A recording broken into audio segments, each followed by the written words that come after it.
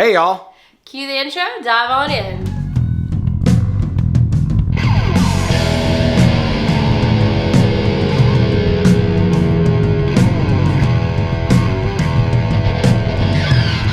So today we're at the world famous Full Throttle Reptiles. Here's Alyssa. As you all know, Alyssa's killing it. She's been on everyone's show. She's got her own channel. I'll leave a link in the description down below. And today she's going to give us a sneak peek into her building that she just built. And I'm going to hand it over to Alyssa. Hey y'all, so this is just a metal building that we put in our backyard. It's nothing fancy here. It's a 14 by 40. So I've actually done a small little glimpse of my building on my channel, but this is probably going to be the first video and probably the last you'll see in a really long time of the inside. So it's just starting off. I mean, I don't have anything like crazy in here.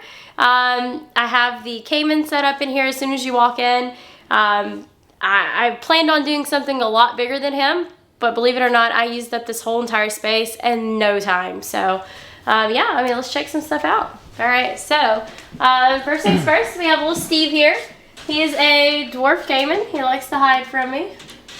So educate us a little bit. So a dwarf, how big does a dwarf get? So typically around about 5 to 6 foot at the largest. However, Steve here is a rescue. He came out of someone's bathtub where the first like 6 months of his life, he didn't have any UVB, no heat or anything like that. So he's actually been in my care a little over a year now, and he's not very big at all. I'll shoot him out here so you can kind of see.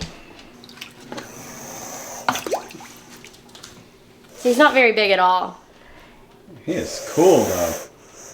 Hey, hello, where are you going? How many times have you been bit by him? He's got me twice. One left a little scar there on my ring finger, but other than that, I mean, he's pretty cool. You can pet him a little, yeah. Oh yeah. He's pretty chill for the most part. Like I said, I mean, he's over a year old, and he's not very big at all. And I mean, he gets fed, obviously, he gets fed a pretty good diet. He's kind of chunky. What do you feed him? So he eats mice, rats, turkey, a little bit of everything. He's got a pretty good diet. But he just hasn't grown like a normal Cayman should. And he's got his UVB, he's got a heated pond, good filtration system. He gets, you know, plenty of sunlight during the summer. But he's just going to be a slow grower just because how he started out. I'm almost positive, but we're okay. We're content. Cool. So we have the backup incubator. That's the main incubator. Hopefully I'll get to use this one this year, but I haven't been breeding a lot this year. I've been focusing more on getting in the building itself. Wait. So the sink. All right, so as you all know, I just moved into a rental house, and this is what I miss about my old room the most. The sink, man. So, but you got something cool. You got a hose reel, so yes, tell us about the hose reel. The hose reel was absolutely the best thing ever. Like, this thing will go all the way down the room. I have a hot water heater hooked up, so this is heated. Makes it fantastic for like misting tubs or whatnot, which I really don't have to have it because the humidity stays pretty well in here.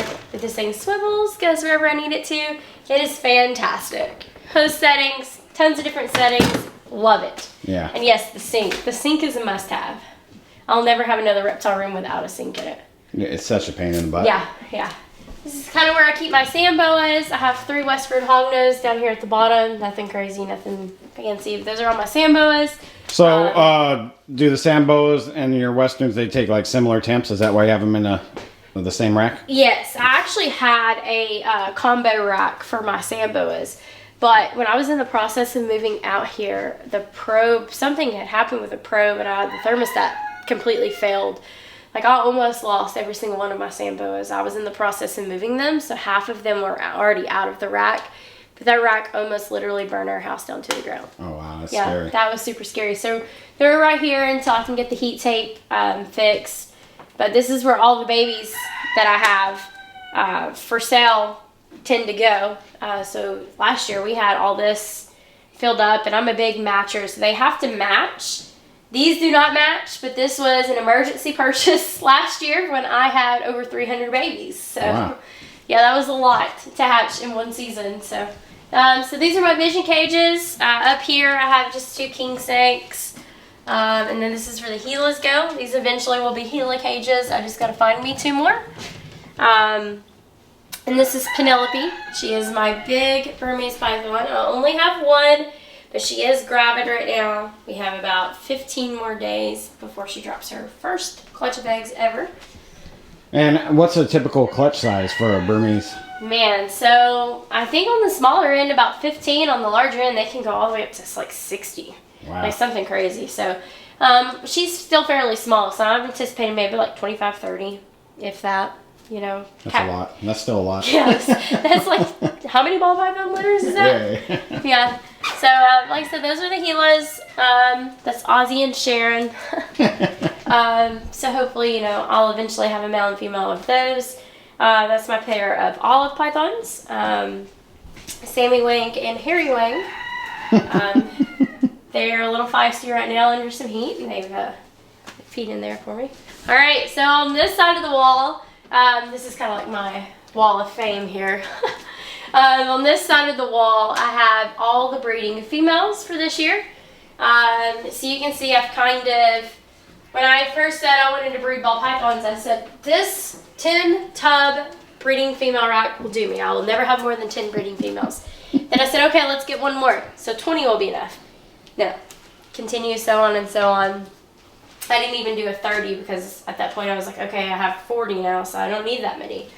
These are all filled with breeding females. This girl is about to lay any day. Oh, not yet. I was hoping maybe we could find something. What was the pairing on this one? So this is my very first snake I held back from all my clutches. The first couple of years I sold everything just to take that money and reinvest into bigger and better stuff. So this is the first pied I personally made, the first baby I've ever kept. I bred it to a monarch. So theories, my monarch may be het pied. So we're going to test that out with a snake I produced. So I thought that was pretty cool. Yeah, that's a great pairing. So if anything, I'll have some double hets. So I'm super excited about that because I don't think there's been a monarch pied yet. So not that I know of either. Hopeful there. So yeah, so all these are my breeding females. And then these are kind of like my males, and the females I'll have ready to go next year. And then I have a little Woma here. I got him a little girlfriend the other day. Oh yeah, I seen you post this one. Yeah, you're gonna come out. So we'll be there 15 minutes if he latches on. And then here's the baby Olive. Oh yeah. Baby Wang's a little crazy. As soon as he gets some heat, he's gone. So up here I have my little retic, Poindexter. He's ready to go all the time too. And the baby rhinos. So we have 2 rhinos. They don't have names. They're a little skittish still. The baby rhinos, eventually they'll have something crazy, and probably in the center of the floor because I'm out of everywhere else. And these are all the babies and the holdbacks. Everything I have coming up. Pretty cool. And I actually haven't shown these off yet. I was going to ask you what's in these. So this is a baby Samboas. This one was my first litter of Samboas I've yet to post on my page. This is the smallest Samboa I've ever had in my life. She's in the middle of shedding. Look how small that is. That is tiny. It's like the size of a quarter.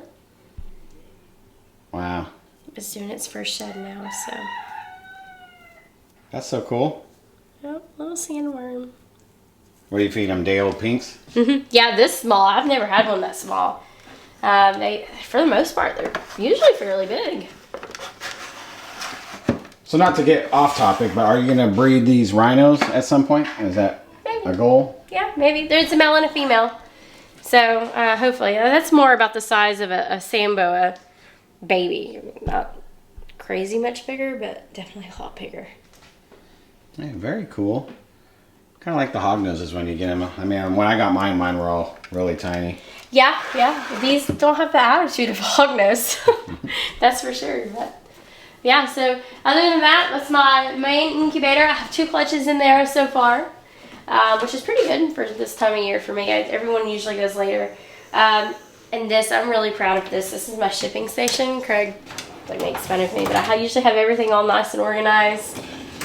But it's my shipping station. And my itty bitty tiny little desk that Craig makes fun of me about, but yeah, I mean, it's nothing crazy, nothing fancy. Nothing crazy, nothing fancy. Hey, this would be a goal of mine. I'm going to be real with you. Especially the shipping station. I like that. Shipping for me is a pain in the butt the way I'm doing it right now. So yeah, all my organization of my boxes down there. Oh, yeah. Man, that makes shipping a snake so easy. You got all the labels. Everything's just, yeah. Man, it's ready to go.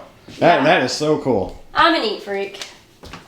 So cool. Mad props to you, Alyssa. All right, so I do have a few questions, Alyssa.